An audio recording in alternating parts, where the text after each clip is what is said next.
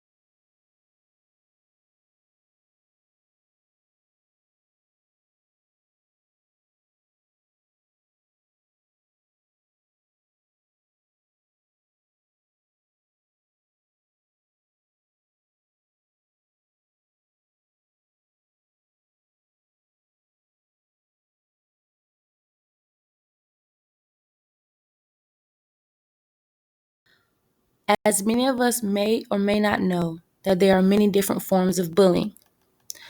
Bullying can be verbal, which includes teasing, taunting, or threatening to cause harm to someone. Bullying can be physical, which includes hitting, kicking, pushing, or even spitting on someone. And it can be social, also known as relational, which includes spreading rumors about someone or intentionally embarrassing someone in public.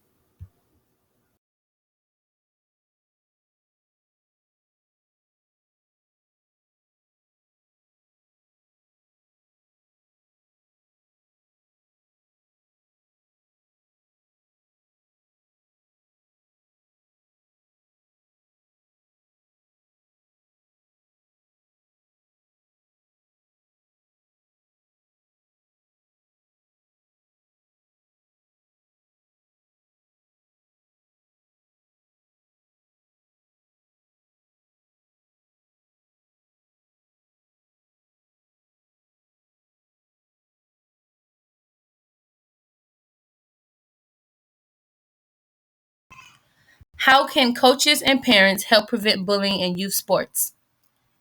Coaches and parents can help prevent bullying in youth sports by educating themselves on the effects of bullying, both long and short term, and be transparent with one another. Help kids understand what bullying is and talk about safe methods to stand up to it safely. Identify negative behavior that can escalate and lead to bullying and terminate it. Encourage open communication with kids so they have a place to talk about bullying. And lastly, model how to treat people with kindness and respect. Be a role model.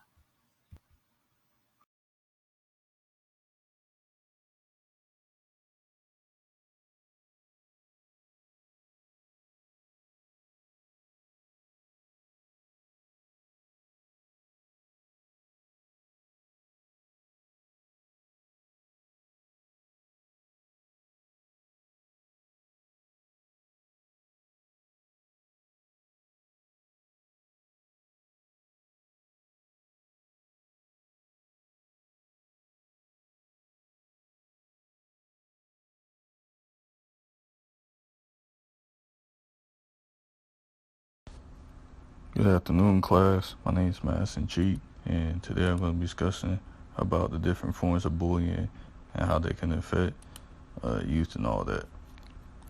Youth athletes, my bad. My major is physical education, teacher education, for kinesiology. So according to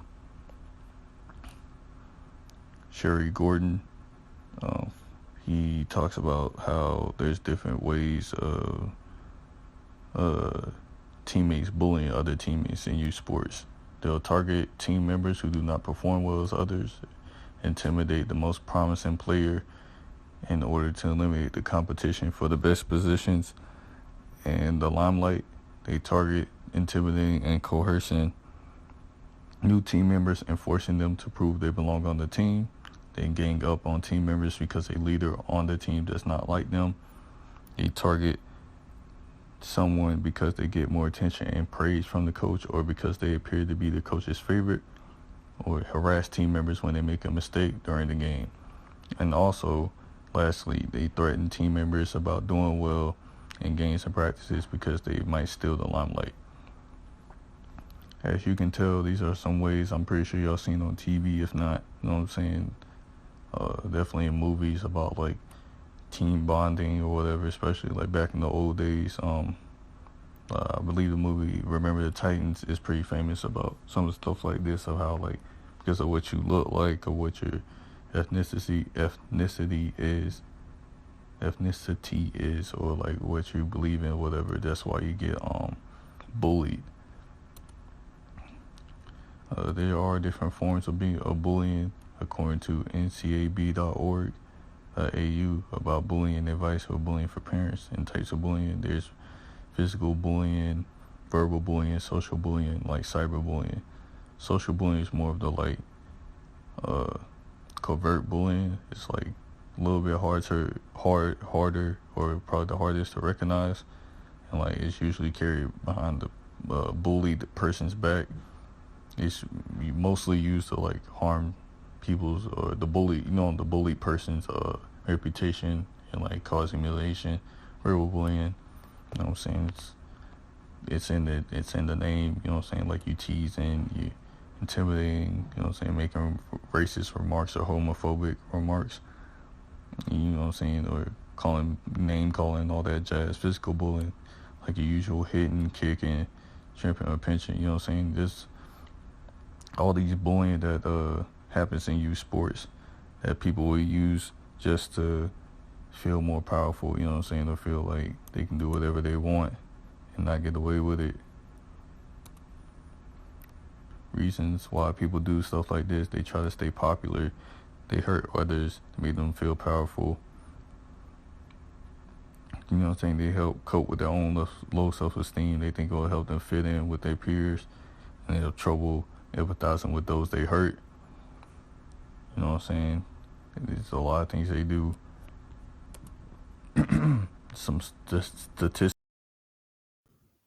What about cyberbullying in youth sports? Cyberbullying is the use of electronic communication to bully a person, typically by sending messages of an intimidating or threatening nature through the use of cell phones, computers or tablets, and other electronic devices. According to cyberbullying statistics of 2018 through 2019, 42% of cyberbullying is on Instagram. 41% of athletes who deal with cyberbullying develop anxiety, and 26% of athletes who deal with cyberbullying had suicidal thoughts.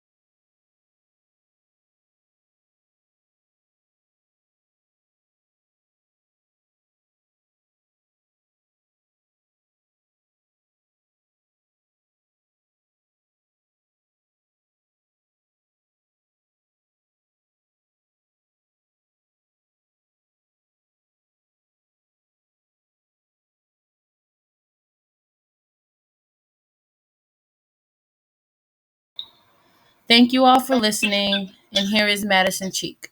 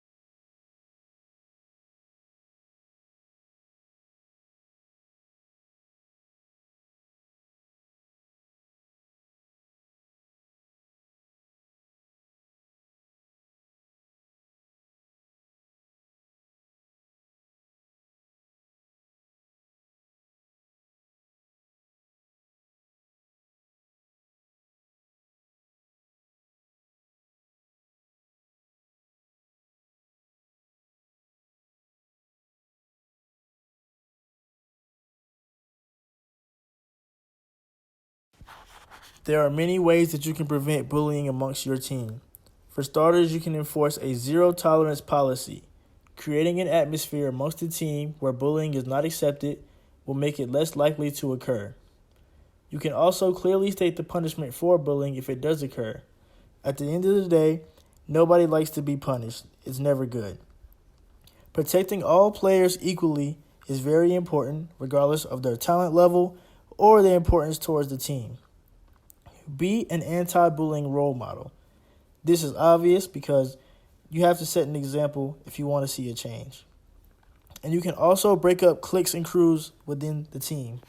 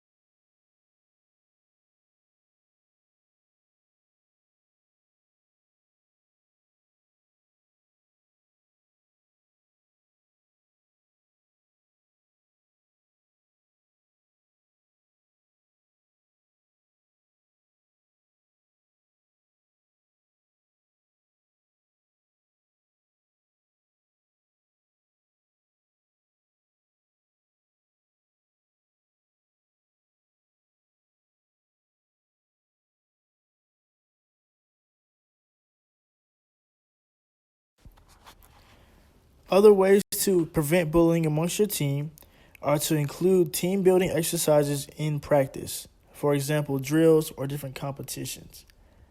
You can also create opportunities for off the field team bonding, such as pizza parties, cookouts, etc.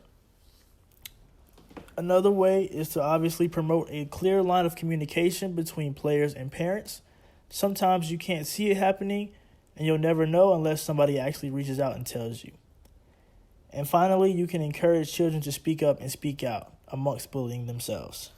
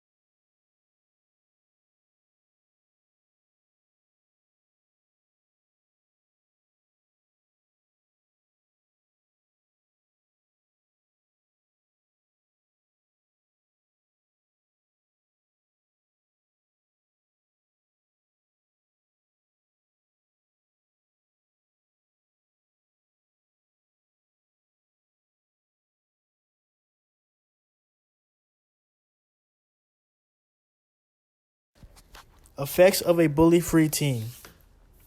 Some effects of a bully-free team are improved overall team performance. Players that trust one another and play for one another are more likely to perform better. Also, allowing the player to enjoy the sport. When a player can focus on the sport itself instead of how people view them playing their sport, they're more likely to enjoy it. Another effect is happy players equal happy parents. At the end of the day, parents sign their kids up for team sports, one, to learn new things, to create new friends and bonds, and at the end of the day, just to be happy. And also, this will create chances for long-lasting friendships way beyond their actual sport.